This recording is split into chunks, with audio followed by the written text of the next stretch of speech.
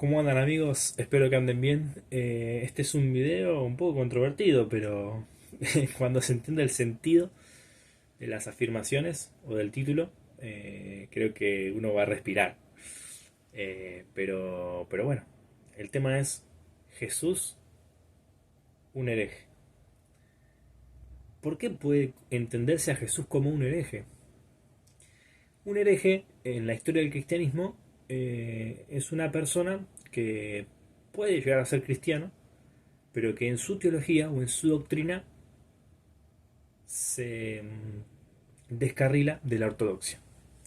La ortodoxia no es en todo momento del cristianismo un- una regla eh, profundamente desarrollada, sino que la ortodoxia va tomando lugar y va tomando forma a lo largo del desarrollo teológico en el cristianismo. El desarrollo teológico en cuanto a la reflexión de los padres apostólicos, de los apóstoles primero, eh, de los padres de la iglesia, eh, en torno a las enseñanzas y afirmaciones que primero Jesús en su predicación y en su ministerio predicó. Entonces, a lo largo de los siglos y a través de estas etapas de la iglesia, esta fue madurando su perspectiva teológica, su credo, y más allá de un credo sintético como había en los primeros tiempos, se fueron desarrollando dogmas y creencias y doctrinas que le fueron dando la identidad, digamos, a la cristiandad, en términos de cuál es las postulaciones y la cosmovisión, digamos, que sintetizaba la fe cristiana.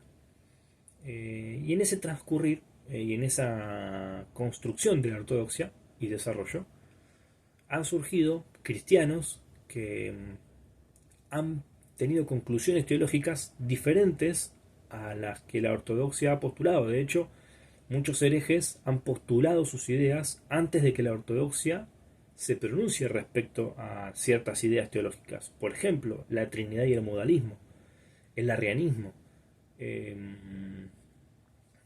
bueno, muchas otras doctrinas que los herejes han postulado antes de que la ortodoxia se pronuncie respecto a esos temas. Y en el caso de Jesús, hay todavía un hecho un poco menos flexible, por lo cual podría entenderse a Jesús como un realmente y un verdadero hereje, en términos de su religión natal y su cultura, que es el judaísmo, no el cristianismo, porque Jesús no era cristiano, Jesús era el Cristo, pero era judío. Y en términos de tradición, los cristianos no somos solamente cristianos, sino que heredamos una tradición también judía, que hemos interpretado de una manera diferente, sobre todo por el apóstol Pablo, ¿no? Que difundió un cristianismo mucho más helénico, mucho más compatible con la filosofía griega, eh, y mucho más flexible y abierto a los gentiles.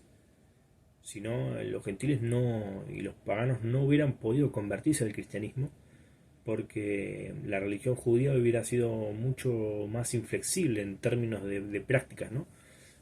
Rituales sobre todo. Si bien para hacerte judío también tenías que bautizarte, por ejemplo, pero también debías circuncidarte, también debías guardar el sábado, eh, reservarte a comer los alimentos que ellos comían y festejar sus fiestas. Y entonces el cristianismo, en cierto sentido, más helénico,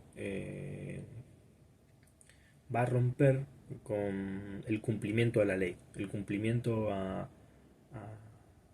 no a todas, pero a la mayoría de esos preceptos rituales. No así, y no todos, los preceptos morales, los cuales no solo en el judaísmo van teniendo desarrollo porque no se queda solamente con los 10 mandamientos ni con el Pentateuco, sino que van evolucionando y se van profundizando ya para la época cristiana y también para la época moderna. Pero el punto es, ¿por qué Jesús puede haber sido considerado un hereje? Bueno, en términos teológicos, Jesús era judío y los judíos creían en un solo Dios, en un solo Dios trascendente, en un solo Dios creador, que estaba en los cielos. Pero Jesús viene a postularse como el Hijo de Dios. ¿Y qué Hijo de Dios era hombre? ¿Qué Hijo de Dios podía llamarse a sí mismo divino siendo hombre? Ninguno. Porque en el judaísmo, que una entidad singular, independiente de la subjetividad divina, se pronuncie como Dios, es una herejía. Porque Dios uno es, dice la Shema. Eh, y bueno, Jesús era humano. Y por lo tanto, para un judío, que Jesús se pronuncie Dios a sí mismo, es una blasfemia. Y por lo tanto, una herejía. Otra razón por la que Jesús pudiera considerarse un hereje era porque en términos cristianos a Jesús le rendimos adoración y el judío no rinde adoración al hombre, si bien sí honra la autoridad, no se arrodilla en términos de adoración ante ninguna persona. Es tanto así que Daniel, aunque reconocía la autoridad, y sus amigos, aunque reconocían la autoridad del rey de Babilonia, no se arrodillaron ante él para adorarlo. Es así que bueno, ninguno de los profetas se ha arrodillado ante los poderes de turno. Si bien Abraham o Juan se han arrodillado ante manifestaciones antropomórficas de Dios, que desde un punto de vista hermenéutico pueden ser entendidas como alegóricas, eh, ante Jesús se doblará toda rodilla y todo nombre confesará su autoridad. Y ni hablar del hecho de que en el cristianismo le cantamos alabanzas. Eh, y es el centro de nuestro culto. Entonces, si Jesús alguna vez se ha proclamado Dios, ha proclamado que le adoren. Y muchos se han arrodillado ante él. Y la adoración en términos judíos solamente puede ser dirigida al uno, al trascendente, a Dios, al Padre. Otro punto por el cual Jesús puede habérselo considerado hereje, desde el punto de vista del judaísmo, es que se proclamaba un Mesías espiritual. Es decir, que su reino no era de este mundo, sino que era un reino espiritual.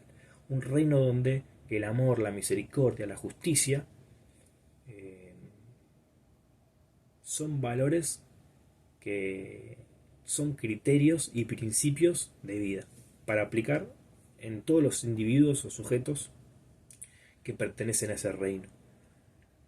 Y, y en ese sentido, Jesús murió en la cruz y hasta proclamó de antemano su muerte, por lo cual entendía y sabía que él no iba a gobernar en ese momento la tierra, o por lo menos en términos de poder mundano, de poder desde la ley, por lo cual la legalidad o el reconocimiento material de su reinado no iba a ser en ese momento reconocido, por lo cual el judío no podía considerar Mesías a un Mesías de tal calibre, porque su reino debería ser legal, debería ser impuesto a todas las naciones de la tierra y debía por supuesto liberarlos de Roma. Así que en términos de mesianismo, Jesús para el judaísmo fue un fracaso, y el hecho de que se haya proclamado Mesías y Señor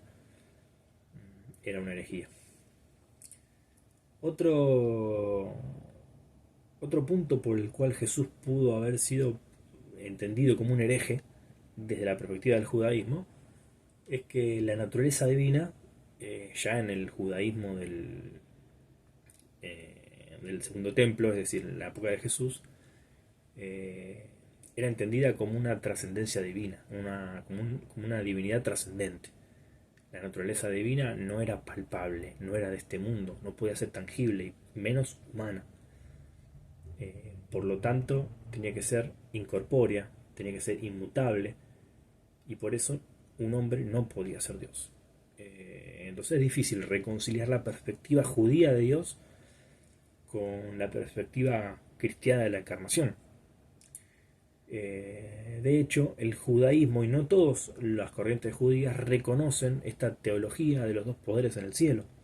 De hecho, en la Biblia, en el Antiguo Testamento, no se ve muy patente y todos los textos que aluden a los dos poderes en el cielo, por lo general, están dentro de los escritos apócrifos judíos, de la apocalíptica judía apócrifa, no de la apocalíptica judía canónica. Y lógicamente que esta teología de los dos poderes en el cielo, teología intertestamentaria, apócrifa, va a influir probablemente en la perspectiva cristiana y sobre todo en la interpretación griega del Antiguo Testamento, de las escrituras canónicas judías. Por lo cual el cristianismo, los cristianos que adoptaron a Jesús como el Mesías, probablemente tenían más influencia en estos libros, como el libro de Enoch también, por supuesto, ¿no? Donde habla del Hijo del Hombre, como en Daniel. Esto no quiere decir que en el Antiguo Testamento, digamos, en los escritos canónicos del judaísmo, no se detecte esto de los dos poderes en el cielo. Posiblemente hay, no me acuerdo los textos, pero hay textos donde se puede vislumbrar esto, ¿no?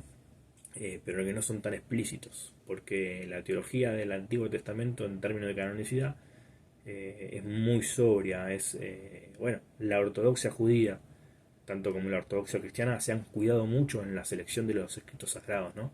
Y han dejado afuera muchos textos eh, que explican lo que subyace al texto en términos doctrinales de una manera no tan alineada con la lógica y la racionalidad que propone el propio texto canónico. Pero esto no quiere decir que el propio texto canónico no pueda tener diferentes explicaciones en sus diversas explicitaciones de lo que hay detrás de los escritos, de lo que hay detrás de las narraciones.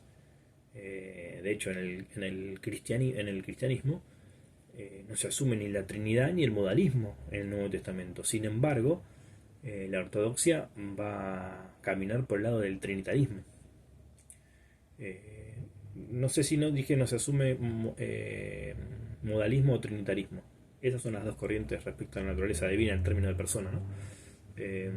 O personas. Pero bueno, evidentemente la ortodoxia caminó por el trinitarismo, pero yo particularmente creo que no podemos llamar a un modalista no cristiano, porque los modalistas son cristianos también, lo que pasa es que no caminan por la ortodoxia, no siguieron la lógica de la ortodoxia, y eso tendrá unas implicancias en otras teologías, en otras doctrinas, perdón, puede llegar a ser, pero no por eso tampoco no los puedo no considerar cristianos, porque de hecho son cristianos en algún sentido. Pero bueno, la ortodoxia en su inflexibilidad a veces y en su fundamentalismo eh, rompe la unidad de la iglesia que va más allá de la unidad doctrinal. Sí, lógicamente hay una jerarquía de doctrinas más importantes que otras, y como decía San Agustín, ¿no? En lo fundamental unidad y en lo secundario libertad, y en todo caridad, en todo amor. Y lo principal, lo mínimo del cristianismo, como siempre digo, este cristianismo mínimo, creo que queda excluido de este debate de la Trinidad y el modalismo. Y así como de otras doctrinas que nos parecen fundamentales, pero que no lo son. Ahora, en términos de esencia del mensaje de Cristo, creo que esencialmente era un mensaje judío. Y acá es donde hablo del judaísmo mínimo. ¿Qué es el judaísmo mínimo? El judaísmo mínimo es muy parecido al cristianismo mínimo, pero va a tener una diferencia. La diferencia es que no va a reconocer al Mesías, el rechazo por el Mesías. En el cristianismo es una clave de interpretación de la cosmovisión que Jesús es el eje de la revelación divina, que Jesús es la imagen plena de Dios respecto de la medida o de la relatividad de la expresión de la imagen de Dios en los demás humanos. Y en el judaísmo esto no es así. El hombre es imagen de Dios, obviamente en grado relativo, pero Jesús no es más imagen de Dios que un hombre tradicional. Por lo tanto, esa es la diferencia entre el judaísmo y el cristianismo. Ahora, en términos de relacionamiento con el Creador, el judaísmo va a va a heredar al cristianismo su mensaje evangélico, porque el evangelio está en el Antiguo Testamento y se lo puede detectar. ¿Por qué? Porque Dios es quien salva siempre al hombre del pecado. Dios es siempre quien debe otorgarle el perdón al pecador. Y la justicia, el amor, la santidad siempre tiene que estar atravesada en esta relación, siempre tiene que estar patente. Y el sacrificio ritual judío viene a representar esa justicia divina, eh, en la que el pecado no puede quedar eh, sin una condena, sin un castigo, sin una propiciación, y donde el hombre tiene que moverse, tiene que buscar a Dios, tiene que sacrificarse, ¿no? Y no me refiero al sacrificio, sino al expresar con su obra, con sus manos, con sus acciones, lo que hay en su corazón, expresar esa búsqueda del perdón de Dios. Bueno, en este caso, en el judaísmo, por medio del ritual. Ahora, no quiere decir que esta obra le vaya a dar salvación, no, ni que le vaya a dar perdón, no. Justamente Jesús en la cruz, entendiendo su muerte como una expiación o una propiciación para el hombre, viene a llevarse puesta esta teología de que en el sacrificio ritual realmente Dios podía otorgar un perdón, podía otorgar una justificación al pecado humano. Eh, entonces, el Evangelio en el cristianismo va a ver ese mismo hecho en el sacrificio ritual judío, en la persona y en la muerte en la cruz de Cristo, en la persona de Cristo y en su muerte de cruz. Por lo tanto está ese concepto, y está el concepto de pecado y la necesidad de religar nuestra relación con Dios. Por tanto, el Evangelio está en el judaísmo y hereda al cristianismo su mensaje principal. Pero lo que Cristo añade a este mensaje son estas características que para el judaísmo de ese tiempo, no necesariamente del Antiguo Testamento, pero sí de la conciencia colectiva judía del siglo I, va a ser herético. Va a ser herético porque Jesús no puede, para un judío, ser el eje de la revelación divina y la imagen misma de la sustancia divina. Y por eso Jesús, en su contexto y cultura judía del primer siglo, fue considerado un hereje. Y fue un hereje en términos de cultura y judaísmo. Ahora, el hecho de que sea hereje no significa, en el judaísmo, no significa que haya sido un error su teología o que haya sido un error su ministerio. No, para nada. Y puede que muchos herejes en el cristianismo hayan sido mal condenados también, ¿por qué no? Pero bueno, esa es la realidad. Para el judaísmo, Jesús es un hereje. Y sin embargo, para nosotros es nuestro Dios y nuestra autoridad, nuestra cabeza, la cabeza de la iglesia, que es su cuerpo. Así que lo que es herético, en cierto sentido, tiene un criterio subjetivo, ¿no? Para los judíos es una cosa, para los cristianos es otra, y no para todos los cristianos es lo mismo ciertas postulaciones teológicas que van a ser o no herejía. Pero lo importante creo que es mantenernos dentro de esta base, de cristianismo mínimo, donde podemos dar libertad a lo secundario y donde tiene que reinar, como decía Jesús, el amor a Dios y el amor al prójimo, que son el resumen del mensaje judío y del propósito de Dios para el hombre, ¿no? Amarle y amarnos. Así que bueno, creo que dicho esas aclaraciones se puede entender por qué el título del video y podemos respirar.